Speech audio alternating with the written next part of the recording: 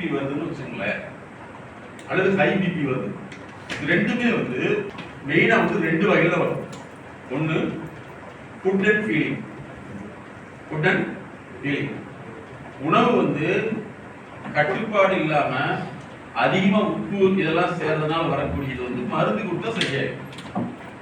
இந்த low BP மருந்து கொடுத்தா சரியாயிடும்.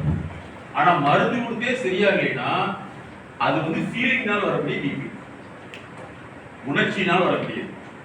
அப்ப எந்த நோய் வந்து மருந்துக்கு கட்டுப்படலையோ அது வந்து மனோதத்துவ ரீதியில வேலை செய்யுதுன்னு அர்த்தம். அப்ப இந்த லோ பிபி வந்துருச்சுன்னா நம்ம வந்து மருந்து கொடுத்து பார்த்துட்டே இருப்போம், அது வந்து ஒர்க் அவுட் ஆகாது. ஏன்னா அவங்களுடைய ஃபீலிங் அதிகமா இருக்கும். ஹார்ட் பீட்டை வந்து கடகடான்னு துடிக்க வைக்கும். சரியா? ஒரு சிலருக்கு துடிப்பு கம்மியாகும். அவங்களுக்கு சொல்ல முடியாத ஒரு விஷயம் நாங்க பாக்குறோம். ஒருத்தர் ட்ரீட்மெண்ட் கூட்டு போறாங்க, எல்லா மருத்துவ ஆலோசனையெல்லாம் எடுத்து விட்டு ஃபெயிலியர் கடைசியில் கூட்டிட்டு வர்றாங்க.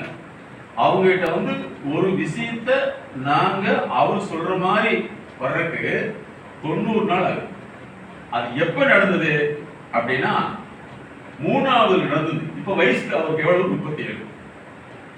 3rd ஸ்டேஜ்ல நடந்த விஷயம் அவர் வந்து இன்னைக்கு வரைக்கும் நோயாளியை மாத்தி